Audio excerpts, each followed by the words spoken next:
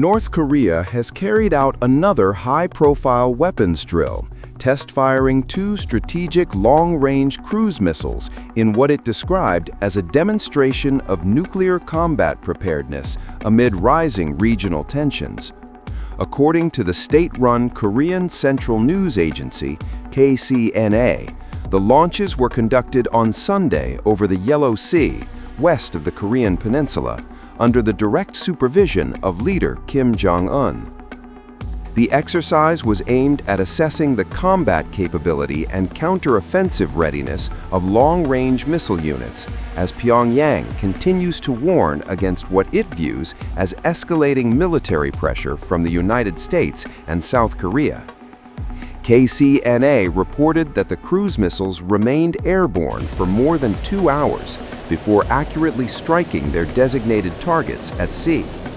State media released footage showing the missiles being launched and impacting targets, underscoring what officials described as the reliability and effectiveness of the weapons system. Kim Jong-un expressed great satisfaction with the results of the drill and reiterated his commitment to the unlimited and sustained development of North Korea's nuclear combat forces, according to the report. South Korea's Joint Chiefs of Staff, JCS, confirmed the launches, saying it detected multiple cruise missiles fired at around 8 a.m. local time from the Sunan area near Pyongyang.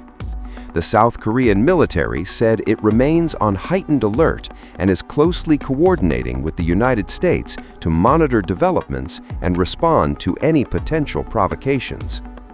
Pyongyang framed the missile test as a defensive measure. KCNA said Kim emphasized that verifying the reliability of the country's nuclear deterrent was a legitimate exercise of its right to self-defense and war deterrence, particularly in response to what North Korea considers growing external security threats. The comments were reported by Agence France-Presse, AFP, which noted that North Korea often portrays such weapons tests as reactions to joint U.S.-South Korea military activities. The timing of the launch comes shortly after North Korea revealed progress on what it claims will be its first nuclear-powered submarine. Last week, KCNA published images of Kim inspecting a large submarine under construction in an indoor facility, accompanied by senior officials and his daughter, Kim Joo-ae. Pyongyang has suggested the vessel could eventually be equipped with nuclear-capable missiles, a development that would significantly expand its maritime strike capabilities.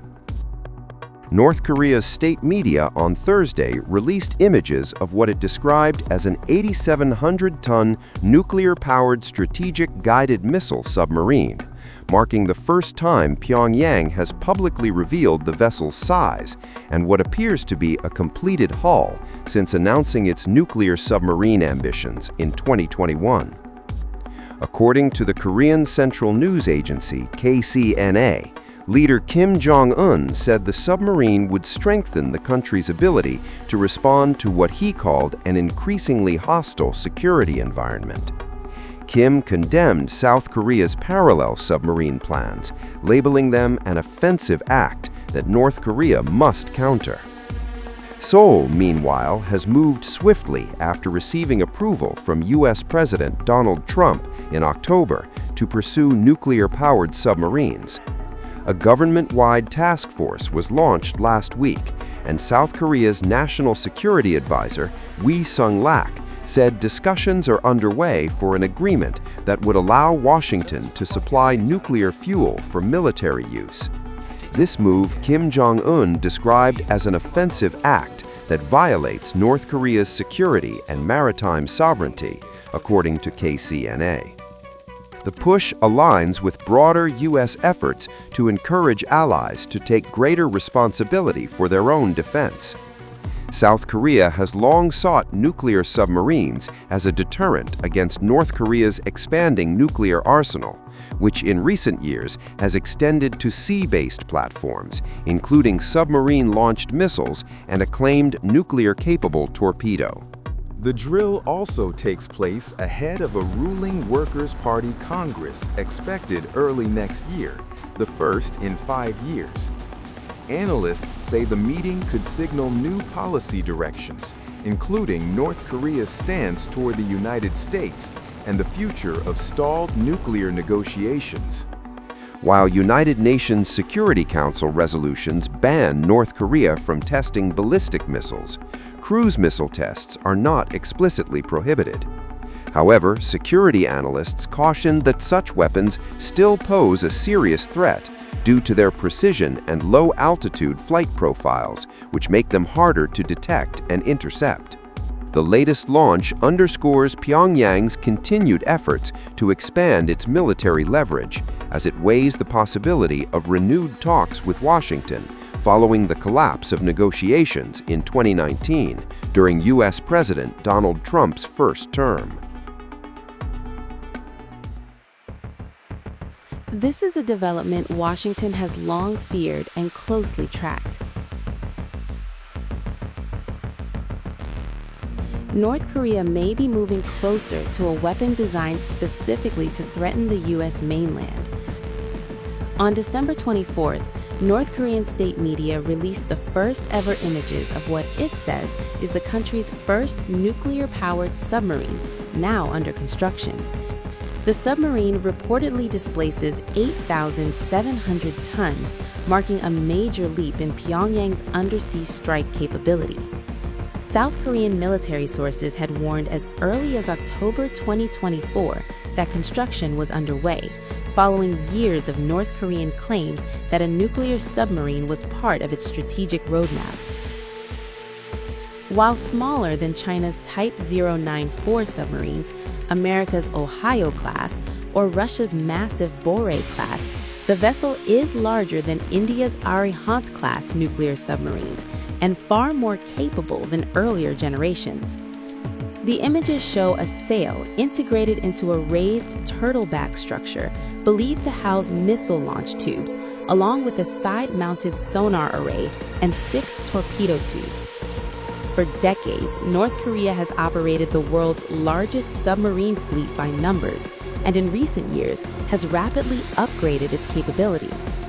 That includes its first ballistic missile submarine around 2017, a cruise missile submarine unveiled in 2023, and even a nuclear-armed unmanned underwater drone tested from April 2023. U.S. analysts assess these programs were always intended to pave the way for a nuclear-powered ballistic missile submarine, providing Pyongyang with a survivable second strike capability. Such a platform would complement one of the world's most diverse and heavily dispersed land-based nuclear arsenals. Unlike diesel submarines, nuclear-powered submarines can remain submerged for months, allowing them to strike targets anywhere in the world with little warning.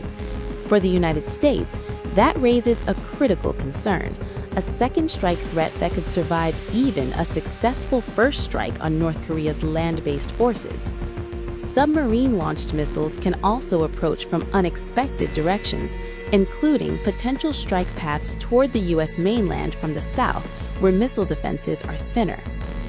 That concern is magnified by North Korea's advances in hypersonic glide vehicles, first tested in 2021, and now operational on the Hwasong-16B missile.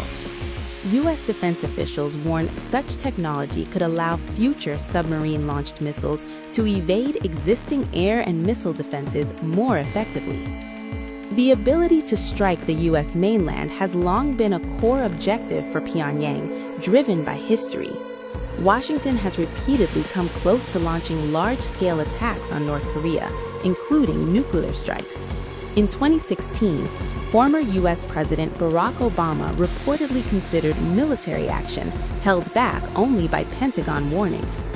In 2016, President Donald Trump's administration drew up contingency plans for massive nuclear strikes that analysts said could have killed millions. Earlier administrations, from Truman and Eisenhower to Nixon, also seriously considered nuclear attacks, while Johnson and Clinton nearly launched conventional strikes.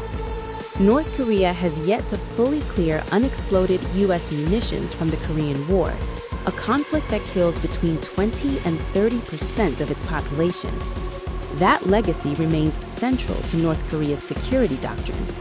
The perceived threat was further reinforced by U.S.-led interventions in Iraq and Libya, both of which had surrendered their weapons of mass destruction before being attacked. From Washington's perspective, the message is clear. A nuclear-powered North Korean submarine would represent a new and far more dangerous phase in the country's deterrence strategy, one designed not just to survive, but to hold the United States itself at risk.